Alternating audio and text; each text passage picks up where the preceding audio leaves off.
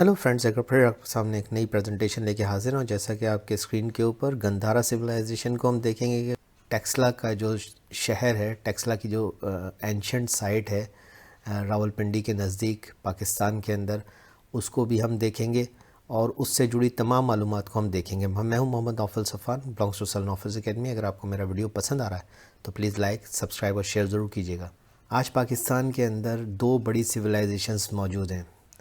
पहली सिंध की तहज़ीब है जो दरियाए सिंध के करीब वाक़ है, जिसे हम इंडस वैली सिविलाइजेशन कहते हैं, और इसे हड़प्पन सिविलाइजेशन भी कहा जाता है और मोहनजोदड़ो के नाम से भी आप इसको जानते हैं। ये तीनों साइनोनिमस कह सकते हैं आप। दूसरी जो तहज़ीब है वो गंधारा सिविलाइजेशन कहलाती है, जो कि ईस्टर्न अफ़गानिस्तान से लेकर पाकिस्तान के पेशावर और पंजाब और पोटोहारी रीजन तक फैली हुई है।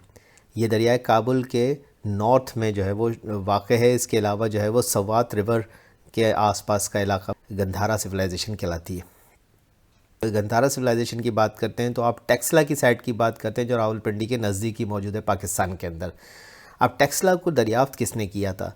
तो ये सर अलेक्जेंडर कनिंगम थे। हिंदुस्तान में मौजूद ये ब्रिटिश आर्कियोलॉजिकल एक्सपर्ट थे और इन्होंने उस ज़माने के अंदर खुदाइयाँ की और सराइखला के नाम से मशहूर मकाम को एंशंट टेक्सला के तौर पर इसने रिकग्नाइज़ किया। ये काम सर जॉन हैब्रट मार्शल ने जारी रखा। टेक्सला को यूनेस्को के वर्ल्ड हेरिटेज साइट के अंदर 1989 के अंदर शामिल किया गया। गंधारा का मतलब क्या है? गंधारा, जिसका लफ्ज़ी माने खुशबू की सरज़मीन है, एक एंशंट सिविलाइजेशन है। गंधारा इंडियन, बुद्धिस्ट और ग्रीक रोमन कल्चर का मिक्सचर है। गंधारा तहज़ीब क्या है और गंधारा तहज़ीब के अहम शहर कौन से हैं?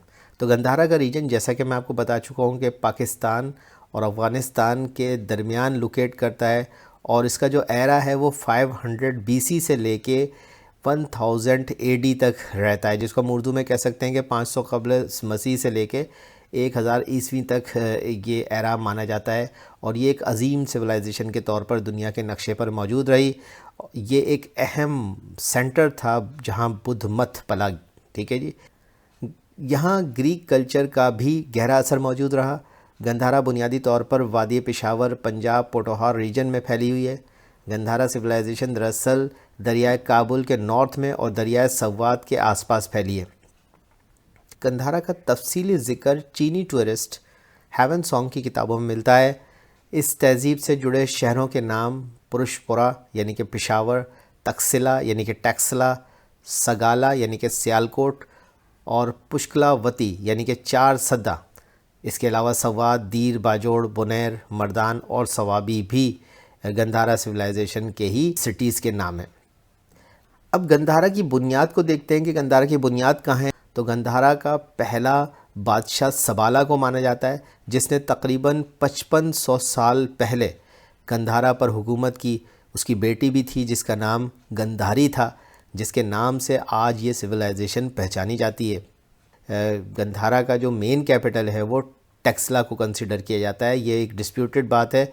बहरहाल पुष्कलावती चारसद्दा को अव्वलीन दौर में गंधारा का दारुल हुकूमत रहने का एजाज़ हासिल रहा। गंधारा की मलका कौन थी?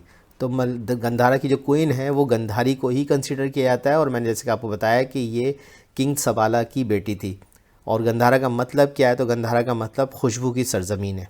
330 क़ब्ल मसीह में सिकंदर आज़म ने गंधारा को फ़तह किया और यूँ गंधारा 186 साल तक यूनानी सल्तनत के ज़ेर असर भी रहा, जिसने गंधारा के फ़न और फ़न तामीर पर गहरा ग्रीक नक्श छोड़ा।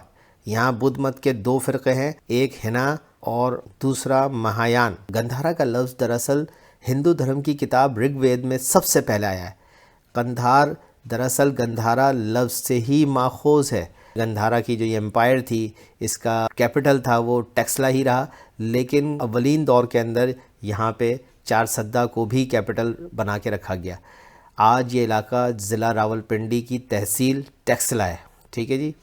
टेक्सला दरअसल राम के छोटे भाई भारत ने तामीर किया था और इसके लफ्ज़ी माने कटा पत्थर का शहर या तक्षा की चट्टान के हैं। टेक्सला यानी कि तक्षा शिला کو اینشنٹ ورلڈ کی پہلی انٹرنیشنل یونیورسٹی بھی مانا جاتا ہے، اور یہی ٹیکسلا کی شہرت کی سب سے بڑی وجہ ہے۔ اس لیول کی یونیورسٹی پورے ہندوستان میں، کیا اس زمانے میں پوری دنیا میں نہیں تھی۔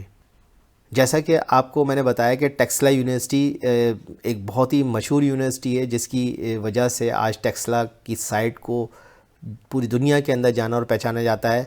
چندر گپت موریہ نے اس کو جو ہے وہ کریٹ کیا تھا، اس کو بنایا تھا۔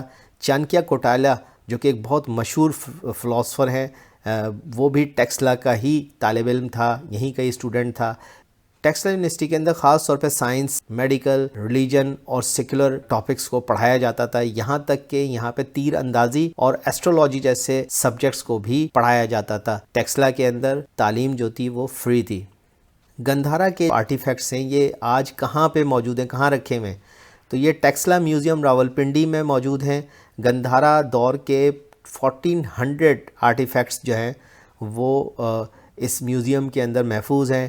ٹیکسلا کے اور جو آرٹیفیکٹس ہیں وہ اسلام آباد کے میوزیم میں بھی رکھے ہوئے ہیں۔ ایک وقت تھا کہ یہ جو آرٹیفیکٹس تھے یہ چوری ہو جانے کے بعد امریکی سرکار نے اسلام آباد کو، گورنمنٹ آف پاکستان کو واپس کیے تھے، اور یہ اب اسلام آباد کے میوزیم کے اندر محفوظ ہیں۔ اس کے علاوہ پشاور میوزیم میں بھی 5 لاکھ سے زیادہ گندھارا کے جو ہے وہ آرٹیفیکٹس محفوظ ہیں وہاں پہ، اور گندھارا سویلائزیشن سے جڑے ہوئے بہت سارے نادر نمونے جو ہیں وہاں پہ پشاور میوزیم میں رکھے ہوئے ہیں۔ گندھارا کا ریجن اتنا امیر کیوں تھا، خوشحال کیسے ہوا؟ تو اس کی وجہ یہ تھی کہ یہ سویلائزیشن سلک روٹ کی موجودگی میں اس وقت انٹرنیشنل ٹریڈ کے ذریعے سے اکنامیکلی خوشحال ہوتی چلی گئی۔ سلک روڈ یعنی کہ آج موجودہ پاکستان کے اندر شاہراہ قراقرم N35 بھی کہلاتا ہے، اس کے ذریعے سے سینٹرل ایشیا اور مزید ایسٹرن چائنا کے تک یہ ٹریڈ پھیلی ہوئی تھی اس زمانے کے اندر، اور اس ٹریڈ کی وجہ سے گندھارا سویلائزیشن اور گندھارا امپائر کے لوگ جو ہیں وہ خوشحال سے خوشحال ہوتے چلے گئے۔ گندھارا تہذیب کا خاتمہ کس طرح سے ہوا اور یہ 1100 عیسوی کے آتے آتے کیسے ختم ہوا؟ تو 5ویں صدی عیسوی کے اندر یعنی کہ 5th سینچری کے خاتمے کے آتے آتے گندھارا میں بدھ مت کے حامیوں میں کمی آنا شروع ہو گئی تھی، لیکن افغانستان میں اس کے آرٹسٹ 8th سینچری تک موجود رہے اور وہاں پہ پنپتے رہے۔ پھر اس ریجن میں ہندو مت کا دوبارہ سے ریوائیول ہو گیا اور بدھ مت گندھارا تہذیب سے تقریباً ختم ہو گیا، اور گندھارن سویلائزیشن اینڈ پہ آ گئی اور ایکسٹنکٹ ہو گئی۔ 11ویں صدی کے آتے آتے یہ سویلائزیشن مکمل غائب ہو چکی تھی، بس اس عظیم سویلائزیشن کے بچے کچے آثار موجود رہ گئے تھے۔ دراصل 11ویں صدی عیسوی میں افغان علاقے غزنہ سے آئے ہوئے محمود کی فتح کے بعد یہ خطہ مسلم خاندانوں کے زیر قبضہ چلا گیا، اور یوں آج تک دور حاضر میں یہ تمام علاقے زیادہ تر مسلم کلچر اور حکومت کے زیر اثر ہی ہیں۔ تو یہ میری پریزنٹیشن تھی۔ اگر آپ کو یہ پریزنٹیشن پسند آئی تو پلیز لائک اور سبسکرائب ضرور کر دیے گا۔ Thank you very much.